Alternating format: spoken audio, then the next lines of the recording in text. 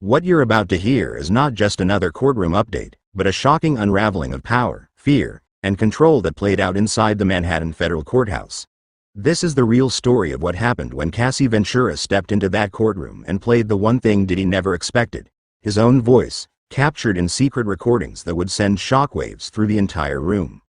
The day began like many others in the ongoing trial of music mogul Sean "Diddy" Combs. Outside the courthouse, reporters jostled for position, legal analysts exchanged rapid notes, and the public waited for any new development. But no one, not even Diddy himself, could predict what was coming. As proceedings resumed after a short recess, the prosecution made an unexpected announcement. They would be introducing audio evidence. The mood in the courtroom instantly shifted. Cassie Ventura, once known to the world as Diddy's girlfriend and rising star, now stood as the prosecution's key witness. But she wasn't just offering memories or opinions. She brought something far more powerful: proof. Her posture was steady, her gaze unwavering. Without looking at Diddy, she began detailing how, for years, she had documented their private conversations.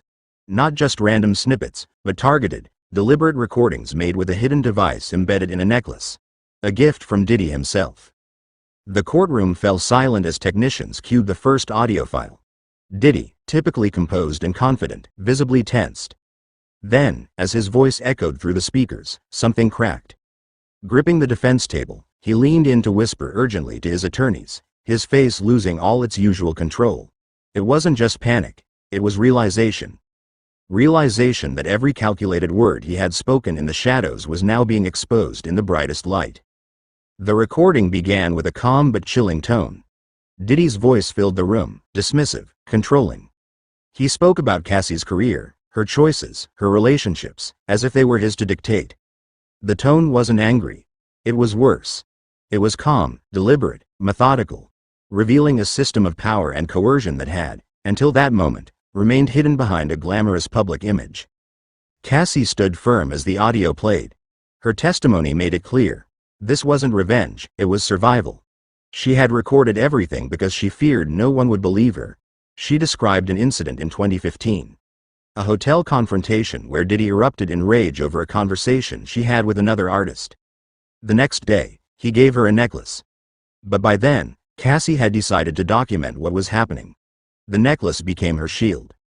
Over the next 3 years, she gathered dozens of recordings, transferring them to secure locations, keeping backups, living in constant fear that Diddy would discover her secret. He was known for his obsession with privacy, often sending staff to sweep rooms for bugs.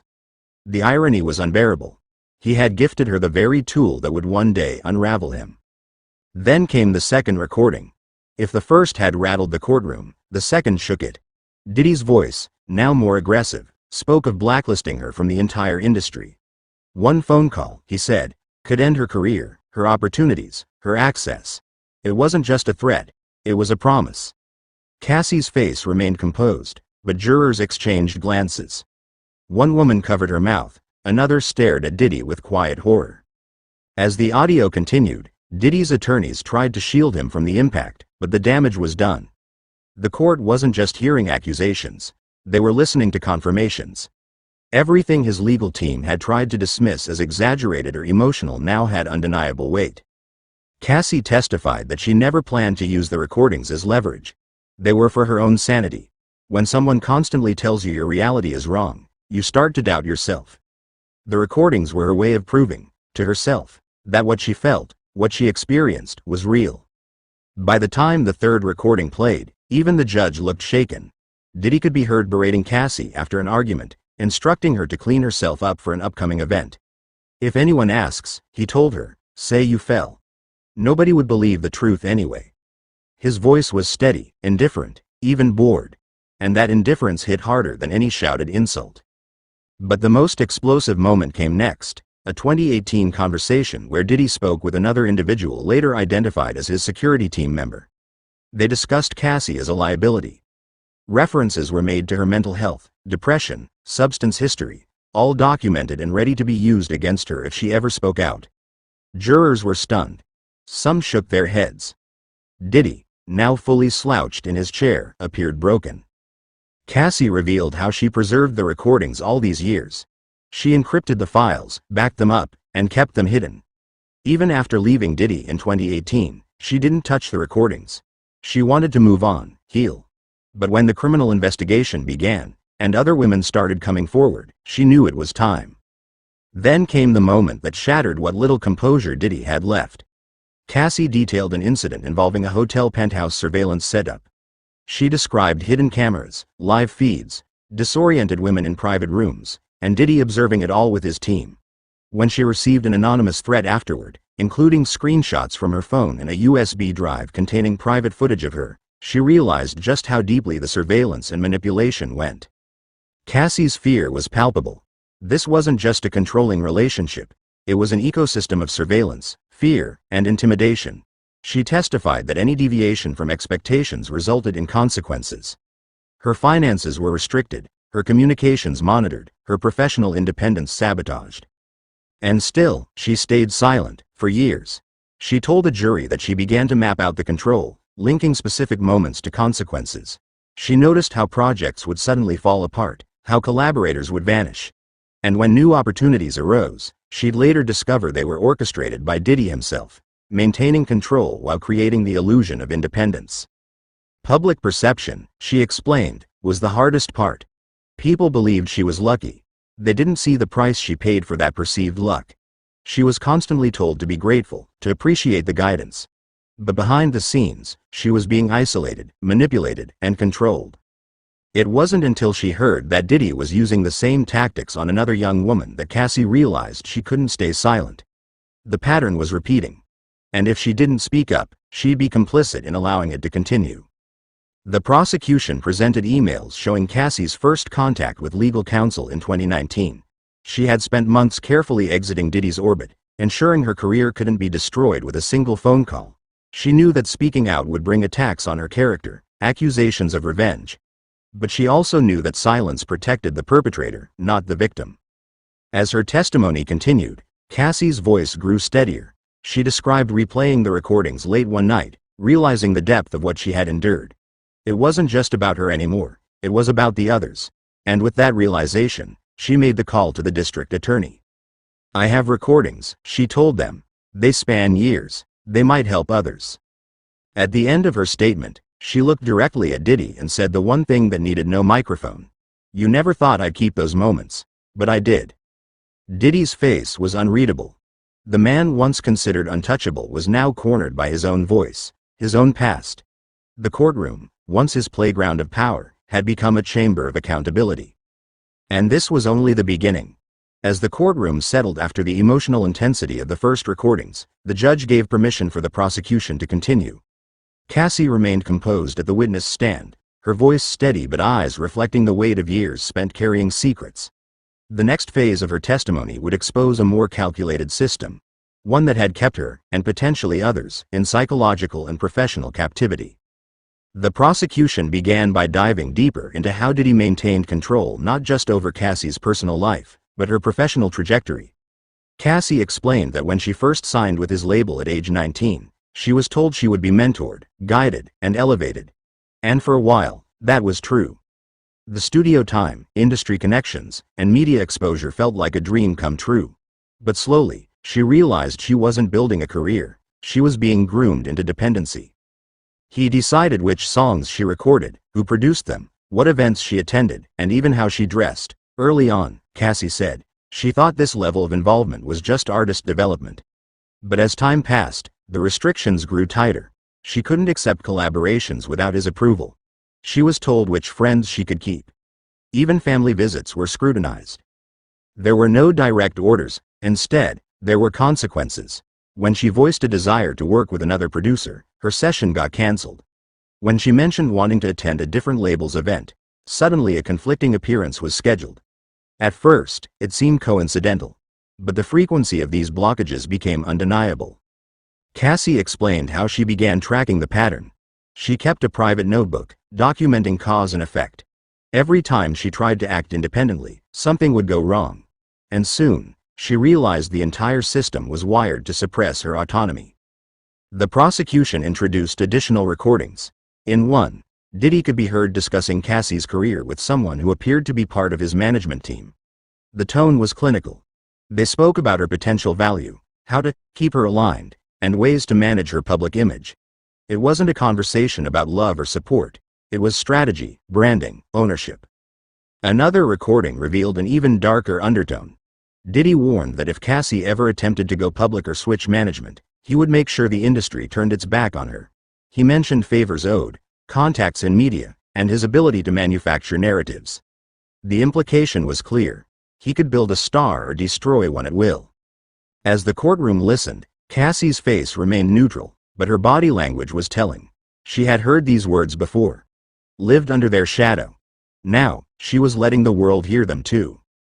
Jurors listened closely as the prosecution laid out how Cassie's recording efforts evolved into a personal mission. She began to understand that she wasn't the only one under pressure. She noticed how other women in Diddy's orbit experienced similar treatment. The gifts followed by control. The attention followed by isolation. And always, the threat, spoken or implied, that loyalty was not optional. Cassie described one incident that served as a turning point. She had been invited to a private industry event hosted by Diddy. It was promoted as a networking opportunity, but what she witnessed changed everything. She walked into a penthouse suite where hidden cameras showed live feeds from different rooms. Some displayed regular party scenes. Others revealed private spaces where women appeared dazed, confused, and clearly not in control of the situation. Diddy stood with members of his security team, casually commenting on who should be invited where. The entire setup felt orchestrated, like a performance, except the people involved didn't seem aware they were being watched. Cassie recalled feeling trapped, unable to leave without drawing attention. A few days later, she received an anonymous call from a blocked number. The voice on the line simply reminded her of her loyalty, her NDA, and the information Diddy's team held on her. It was a subtle warning, but it landed like a punch. She tried to dismiss it as paranoia, until a package arrived at her apartment. Inside were screenshots of private conversations from her phone. Texts, photos, notes she had never shared with anyone. Someone had been monitoring her. Also included was a USB drive containing intimate footage of Cassie in places she thought were secure. On a slip of paper, a message was typed. Nothing is just yours anymore. At that point, Cassie understood the true scope of the surveillance and control. It wasn't just about emotional manipulation. It was a network of intimidation designed to keep her silent. She became even more cautious with her recordings, activating them only in moments she sensed danger. She transferred them to cloud storage, encrypted them, and created backups. One mistake, she believed, could cost her everything. When asked why she didn't go public earlier, Cassie told the court it was fear. Fear of not being believed.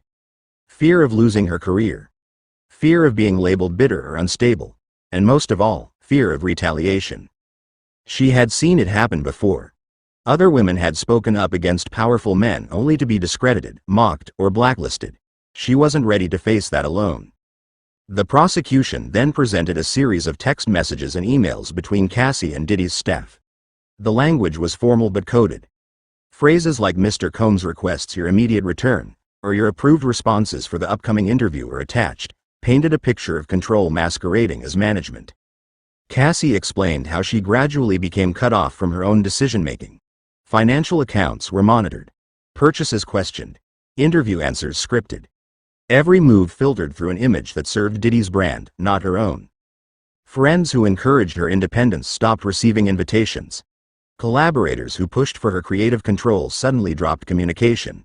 She wasn't just isolated, she was professionally muted. She began to correlate events.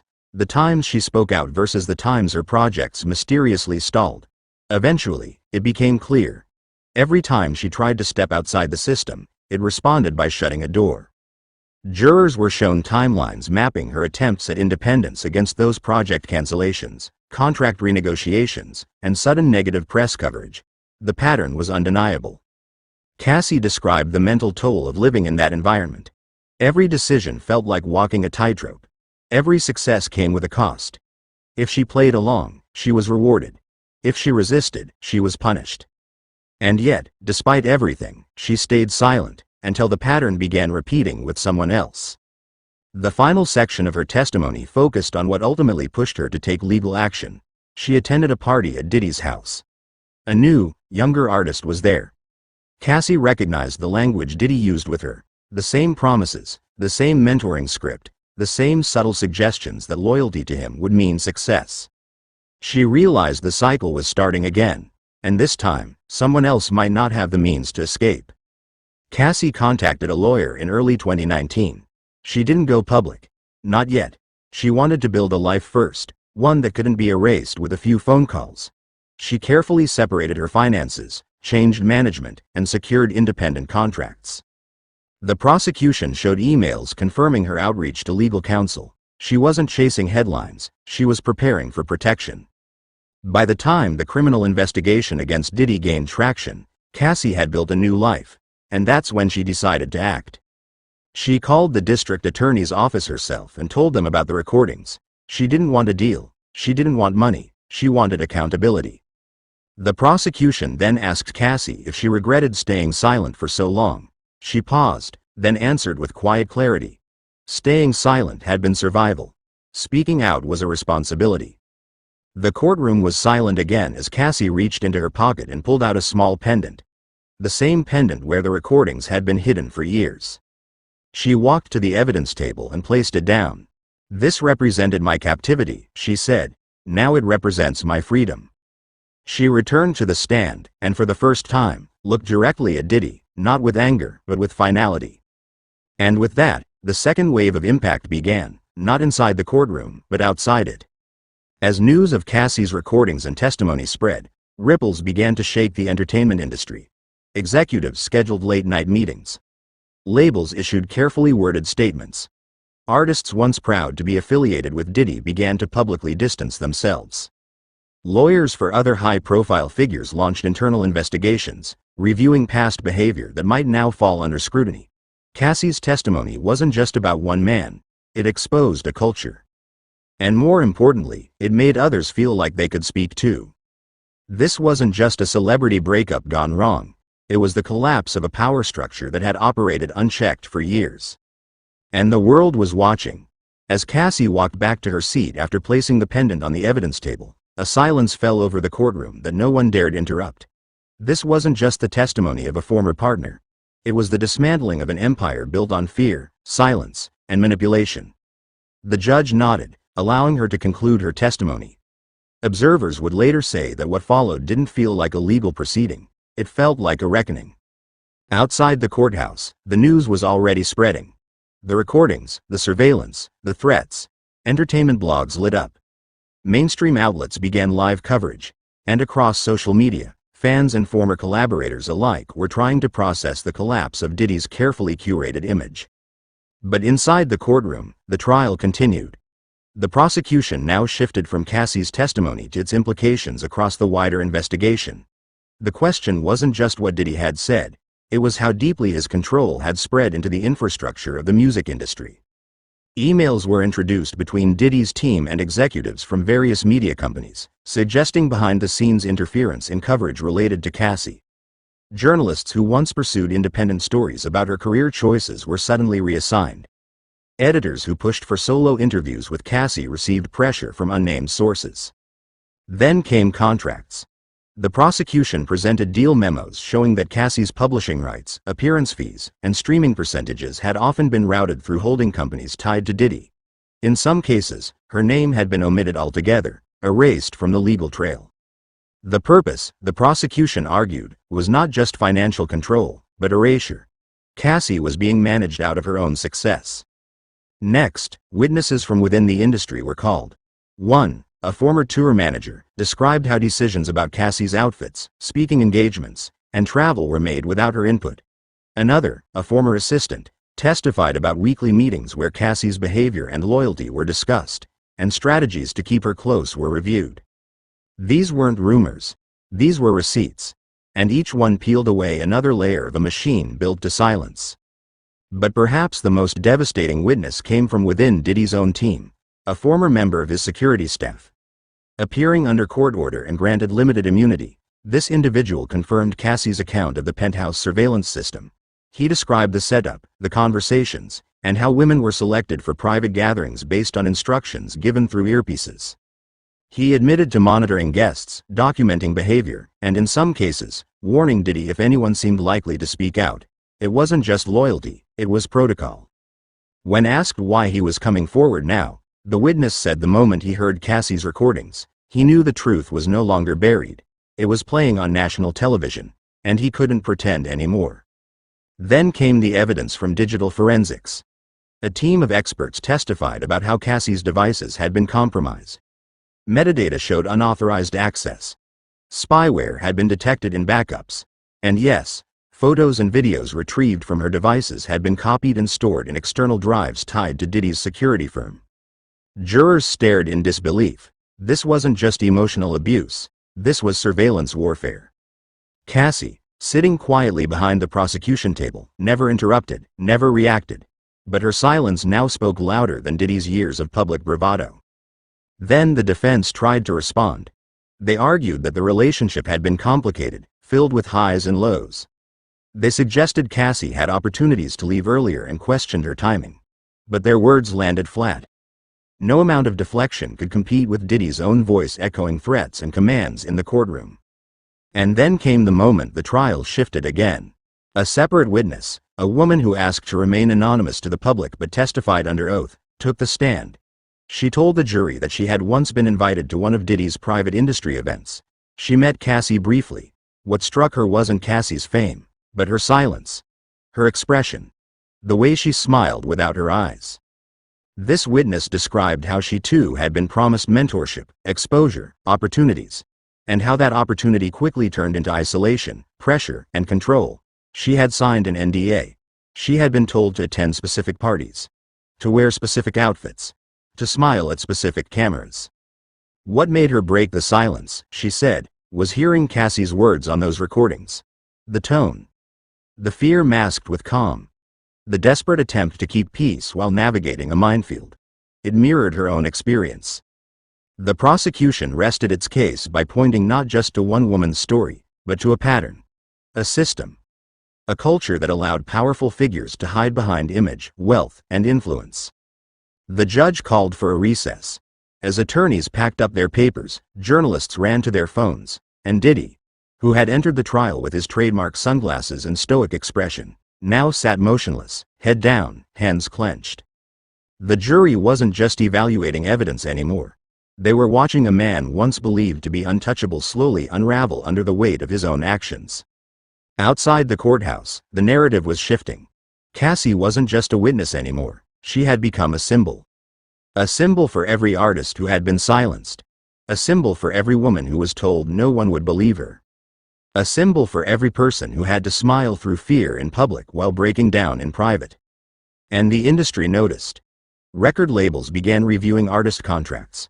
Former collaborators issued public apologies or carefully distanced themselves. Diddy's partnerships were quietly suspended. A once global brand was now a liability. But Cassie? She didn't gloat. She didn't celebrate. When asked by a reporter as she left court whether she felt victorious, she simply said the word that had guided her testimony from beginning to end: responsibility. As the trial continued into its final days, legal experts began debating sentencing outcomes, plea deal possibilities, and civil suits that might follow. But the biggest question wasn't legal, it was cultural. How did someone as powerful as Diddy operate unchecked for so long? How many red flags had been dismissed as gossip, as drama, as relationship noise? And how many more stories had yet to be told? Cassie's courage had broken the dam, and now the flood was beginning. Back inside the courtroom, the final act was drawing near. The defense requested one last opportunity for Diddy to speak. The judge allowed it, but with strict limits. Diddy stood. His voice was low. He didn't deny everything, but he framed it as misunderstandings. Said things were said in anger. Claimed the recordings were out of context, and that he had changed. But the jury wasn't convinced, because context wasn't the issue. His own voice was the issue. His words. His threats. His planning. And his downfall. When Cassie finally left the courthouse on that final day, it wasn't with security guards or press entourages. It was with her legal team, quietly, respectfully. Her head was high. Her steps steady. And in her hand, not the pendant that once recorded her trauma, but a case file marked with a single word,